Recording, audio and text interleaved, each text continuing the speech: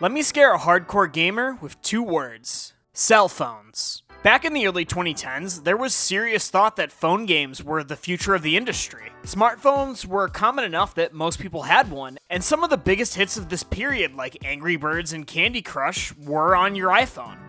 Plus, there were games like Infinity Blade that focused on bringing a console-like experience right into your pocket. While it didn't feel like quote-unquote hardcore gaming was fully going away, the rampant commentary that Nintendo, of all people, should give up and only make phone games was enough to have every console warrior shaking in their boots with fear that they might be next. Now in 2024, it's clear that the console market and the mobile game market are much different from each other. Nintendo's even making mobile games now, but it's far from their main output. Both markets exist somewhat harmoniously.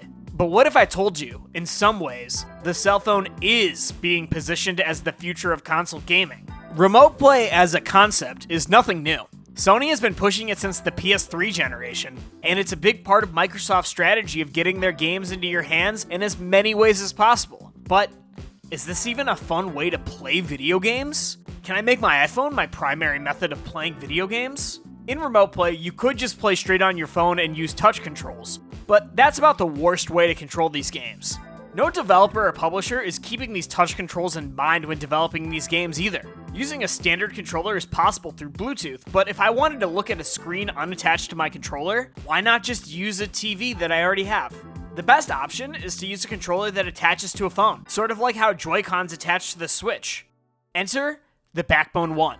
I caught this little device on an Amazon sale. Everything in the controller part of this feels good, even if it is a step down from the regular PS5 and Xbox Series X controllers.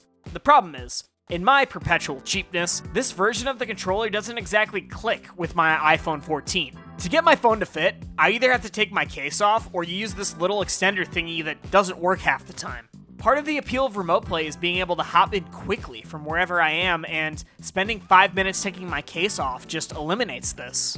The more important thing is wanting to see how these games feel on my phone, how they actually play. I first just use remote play in my apartment. I usually have Ethernet hooked up to what console I'm playing, but for this experiment, I play with the consoles connected to Ethernet and connected to my Wi-Fi. I have pretty decent Wi-Fi too, so don't at me telling me to upgrade. I'm not going to do it.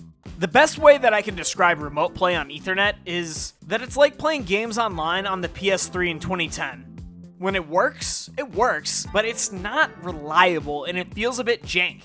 It's a lesser experience. While it was cool to be playing Helldivers 2 on my phone, once that emotion faded away, it becomes nothing more than the crappiest way to play Helldivers 2. A smaller problem, but the Backbone One doesn't have the stupid center button that the PS5 controller has, so I can't even look at my minimap easily while playing Helldivers 2. This is a compromised experience. Playing through the PS Remote Play app, I found that most style of games work, but from game to game, nothing really changes from my initial impression. It's good until it isn't. This certainly works when my girlfriend wants to use the TV, but I don't want to use this as my primary method of playing. It's so easy to be less immersed in this environment, and the PlayStation library just isn't built for that. There's no way that God of War is nearly as impactful if I played it through Remote Play. Going just through Wi-Fi on the PlayStation 5 was more of the same, only less reliable. It worked mostly the same compared to when it was hardwired in, which was surprising. I totally thought that it just wasn't going to be playable at all through Wi-Fi. But again, this is far from the optimal method of playing these games. Comparatively, my experience on Xbox was mixed at best and unplayable at worst. There is no rhyme or reason to when Xbox Remote Play wanted to work. Halo and Yakuza 0 worked fine, but WWE 2K was unplayable. I'd only recommend using Xbox Remote Play for a game like Pentiment, but that game is more akin to a visual novel than a traditional game. Side note, go play Pentiment if you have Xbox Game Pass. It's really great. I just couldn't get it to even work remotely consistently enough to be enjoyable. From game to game, from match to match, Xbox Remote Play isn't dependable. And when I'm trying to play games at the end of a busy day, dependability is one of the most important things for me. For something so advertised by both companies, you think that it would be better. But instead, it's just a product filled with promise that never quite delivers on all of it. Just like the Xbox Series X and the PlayStation 5.